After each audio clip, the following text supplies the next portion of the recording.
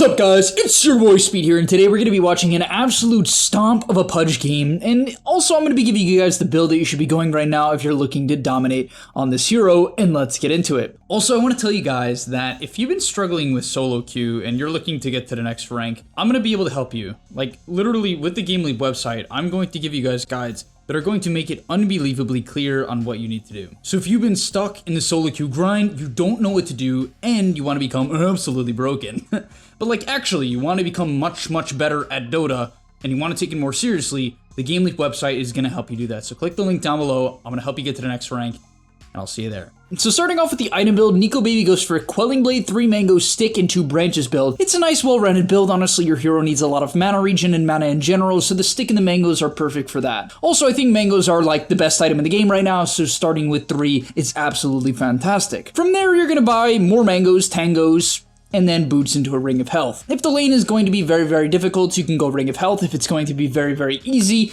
if for instance you're against something like Beastmaster, you can go boots and try to run the person down.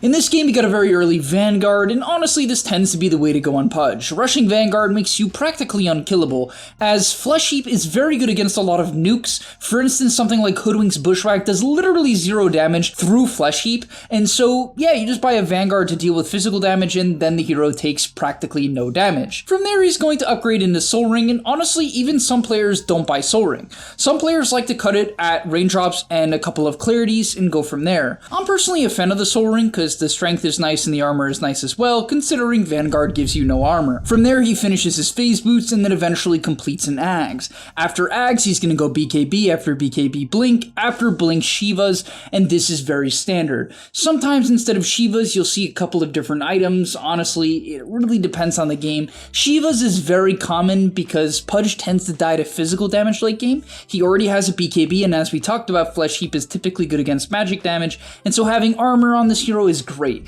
He also has the Cloak of Flames, which is one of the best possible neutral items on Pudge. Now getting into the skill build, Pudge's skill build tends to be about the same. There's a couple of small changes you can make per game that I would like to note.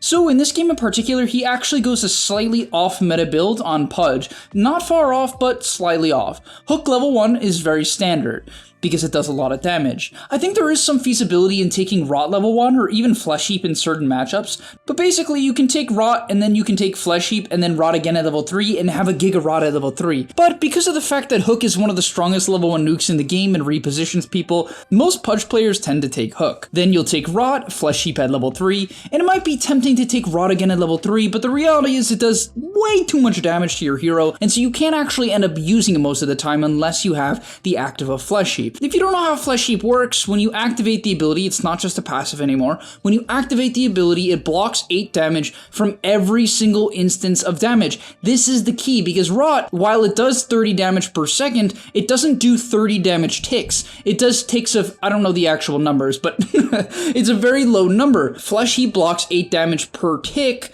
and therefore it blocks the entirety of Rot's damage. And then he takes Rot again at level 4, which is pretty standard. Sometimes you'll see Flesh Heap at level 5 if they really want to get aggressive. I've seen this build, and the reason why is Flesh Heap level 1 does not completely block Rot level 3, so it can be a bit better for overall HP sustain if you take Flesh Heap at level 5, but it's obviously less damage. Dismember at level 6, he takes Rot at 7, Typically, you'll see 2 points in Flesh Heap before maxing out Rot, just because you definitely do not block max Rot with level 1 Flesh Heap. You definitely don't. You do block max Rot with level 2 Flesh Heap though, which is why typically you'll go that. But he maxes out the Flesh Heap, pretty standard, skipping the talent.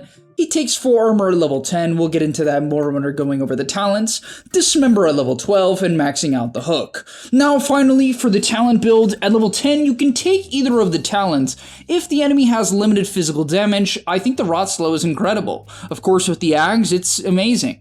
At level 15, this is almost always Spell Lifesteal. At level 20, if you aren't core Pudge, Meat Hook cooldown isn't bad. I'm even a big fan. I'm personally a massive fan of Meat Hook cooldown, even on the Rot and Dismember base build. The only reason why the level 20 talent tends to be way better, in my opinion, is actually the level 25 talent doing 1.8 times Dismember damage and heal, which is definitely the better talent. You just do a disgusting amount of damage when you have your level 20 and 25 Dismember talents combined with your BKB. And that's why almost always people take the Dismember talents at 20 and 25. Alright, I got you guys good. We're actually not watching Nico Baby here today, but either way, let's get into the Pudge gameplay. This is a game we're going to be quickly going through. He goes 7-0, completely claps the match. And really what I like about his gameplay is how aggressive he is. We talked about this lane actually in our lane combos video. Pudge CM, I mean, disgusting stuff. Either way, 7-0, very, and when I say very, I mean very early Ags timing. A 14-minute Ags, okay, maybe 15. 15-minute Ags into a Blink Dagger. Not something you see every day. A lot of games you see a Cloak, you see a Hood, you see a Vanguard. Very aggressive build. Now I will say that I think that this build is risky, right? It's very risky. I think it's particularly good if you are snowballing out of the lane. Because of the fact that he is a CM, this build works. So just be aware of that fact. All right, in the laning stage, it's all about the hook. Hitting a good hook wins you the lane. For every good hook you hit, you basically guarantee that you're going to win the game. He gets tag team at level 1, not feeling so great, but eventually he's going to be able to hit a nasty hook. The lane's going to push in a little bit, he's going to secure the CS. It's pretty easy to last hit with Pudge due to his 75 damage with only 2 branches. And then eventually Legion's going to actually give him a small gap to hit a hook, and he's going to immediately take that opportunity after getting this range creep deny. And this is what I really like about his gameplay. He's not overforcing the issue early on, but when the Crystal Nova connects, he hits a casual hook, auto attacks her once, and then immediately goes back to last hitting. This is a sign of a top player. They understand chip damage is basically just as important as actually committing for the kill. It's a way better strategy than committing for the kill because you're going to miss tons of last hits, tons of denies, and just waste your time going for kills that aren't even there. Then eventually they're going to hit level 2 first. This is partially because of the fact that he has consistently gotten the range creep denies, but he hits another nasty hook on the tusks. Nothing too crazy, not going to result in a kill, but it at least forces out the press the attack. With hook coming up again, he's going to look for another hook. His third hook of the last 2 minutes. Frostbite into hook, and that's a kill. Level 2 Pudge CM gets the kill at the tower very frequently. And yes, you can obviously emulate this strategy with other supports. CM is not the only hero that can do this. For instance, something like Lion Pudge is not actually too bad. In fact, there's a lot of kill potential early on in that lane. It's just not as good as CM at level 2. Now we're going to see another kill attempt onto the Legion Commander, and basically when you hit level 3, you're going to take Flesh Heap. He actually holds the point here, and I think he was considering taking second point in Rot if the Legion Commander got really low for some reason. I don't know why that would happen, but either way, he goes up, and yeah, just run her down. That's it. Optimally, at this point, when you hit level 3 and you have boots, you just walk up in Rot and finish the kill with hook. Like, hitting blind hooks is just a bad idea. Like, throwing YOLO hooks is just not worth it most of the time. And they're able to finish off the Legion with the Crystal Nova. We're gonna even see some crazy trading here. Honestly, I'm a little bit surprised he won this trade. The phase rush is risky. It's definitely risky because your HP pool can get stuck at a very low value, especially considering you have very high max HP as Pudge. But yeah, he just runs up the Legion here, and apparently...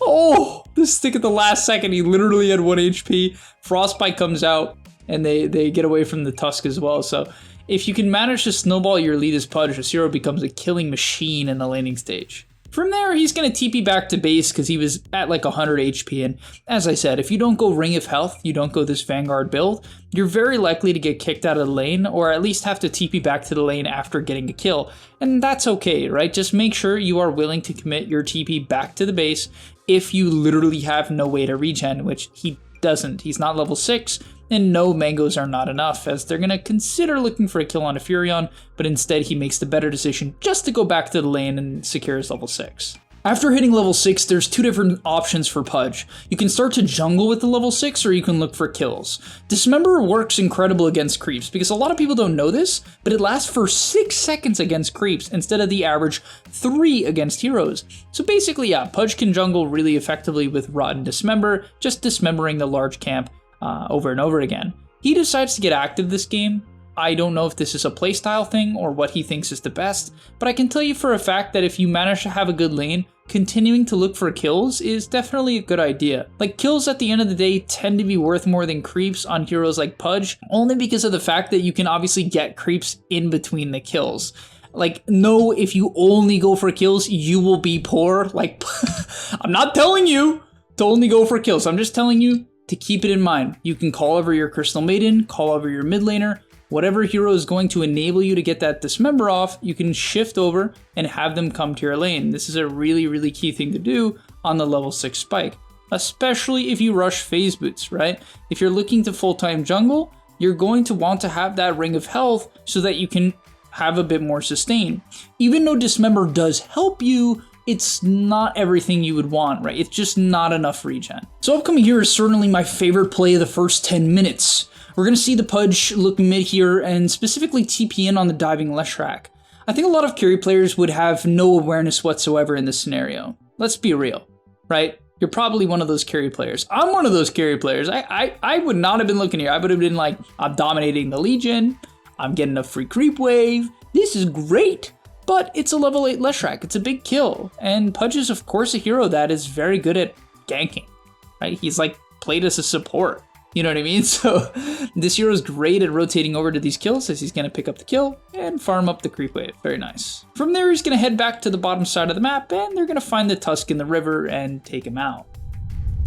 The next thing to do on Pudge is click Flesh Heap and rot down neutral camps. Anytime there's no kills on the map, just jungle. This hero is actually one of the best junglers in the game, and don't be afraid to use Dismember on the camps. He doesn't do it this game for one reason or another. It's basically because he's just looking to get active. Like, this is one of the more active games you're going to see. But he's going to look mid and go for a kill. He doesn't find that kill, so he's going to farm up the nearby neutral camp, and they're going to pop a smoke heading into the enemy triangle, most likely targeting this Nature's Prophet or Leshrac if he's looking to take the Ancient stack. They don't find anyone immediately, so he's actually going to TP top and look for an opportunity on the Treant. He has the Tumbler's Toy here, which is great, and hits a beautiful hooker onto the Treant Protector, and is then able to run him down with the Rot. Nice TP from the Crystal Maiden. Honestly, I don't know if he would have been able to solo kill him, but a great find again. And this is what you have to be able to do. You have to be able to farm your creep wave. Like, it's actually a very simple method, but it's really, really nice. Oh, great stacks. I love stacks on Pudge. It's so nice when you can ask your support for stacks or if they just make it without you asking. But yeah, the best Pudge players, as you'll see from Drew this game, is they're able to do both, right? They're able to not only look for the kills, but also farm. He has 93 CS in 13 minutes. And I know it's like, wow, but speed, he got so many stacks. It's like, okay, maybe he would only have, let's say, 75 CS, but that still would be much better than your average Pudge player who is 3-0-4 on the kill score. One thing to note as well is he actually, instead of farming the next top wave, which would have given him his axe, he runs mid here. This is definitely some Russian gameplay. I don't even know if this guy is Russian, but this is so aggressive. It's insane. Like, just because it's the power rune, he expects a fight to break out, which is a reasonable thing, especially in high MMR games, but whatever, he expects a fight to break out. Sure, you don't necessarily need to look for the power rune fights in your bracket because realistically they don't happen, but you can look for fights around the mid lane if they're telegraphed. People kind of just like walk up to the mid tower. You should show up to those fights as Pudge. If they push your mid tower, please go and hook someone. Defend the tower, it's very important to defend, and Pudge is extremely good at it, as he hits a nice hook onto the Lesh.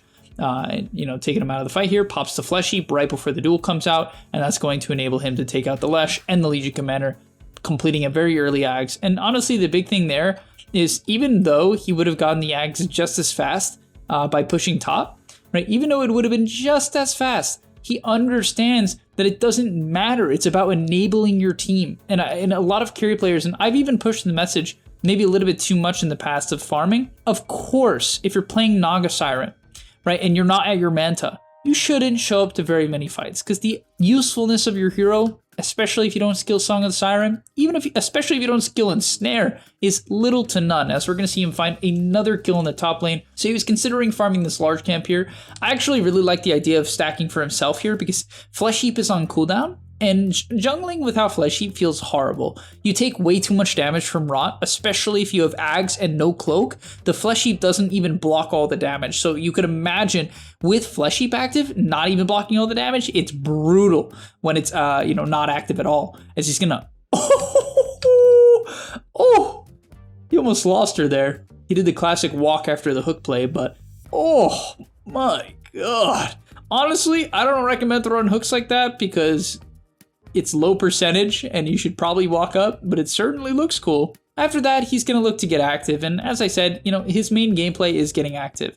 Actually, I'm sorry, he does take the Ancients here. I'll clean him up real quick. I'm surprised he doesn't use the Dismember more. I definitely would have expected him to, I don't know why he doesn't Dismember. Maybe he's trying to conceal his location. There we go. I was like, maybe he's concealing his location because when you Dismember, it does make a global noise and people know you're Dismembering a neutral camp or a creep wave. Well, no, they'd see the creep wave, so a neutral camp. But yeah, that's something great you can do. Like, this hero with Axe is one of the best Ancient stack takers in the game, so that's something to be aware of if you're a support player watching this video. Make sure you stack for your Pudge, Ancients in particular. They can take it without Axe, but they can really take it with Axe very fast. And we're gonna see a Blink Dagger come out. I mean, he is fully invested in getting active and getting kills, and let's see how he does it. So typically the first step to getting kills is Pudge is running to the mid lane, and once again he's looking for the 18-minute rune fight. They're going to smoke and wrap towards the enemy triangle, and honestly, they're so far ahead that all of their creep waves are basically pushed in at this point, so they can look for whatever kill. Diving mid in this scenario is okay, only because the Leshrak's dead, and he's going to pick up a nice kill onto the tree. After that, he's going to head into the jungle, and honestly, I like the fact that he's dragging camps together, because if you don't do this, it feels pretty bad to just use Flesh Heap to kill one camp. So you sort of want to use it to fight if possible, so you have to make the decision, do I want to fight or do I want to farm, as he's going to Dismember up a camp here just to heal himself almost all the way back up to full. Really impressive stuff. As he's going to clear up the neutral camp here onto another camp, dragging them together once again, which is something really nice when you have Axe. He's going to push in the top side, and the enemy team is basically done at this point. And at this point of the game, the name of the game is blinking on the first person you see. Just as a bit of a commentary on why Kaya-Sange can be good, if the enemy doesn't have a lot of magic damage, then Kaya-Sange is just naturally good. 16% Spell Amp on the Rod is fantastic.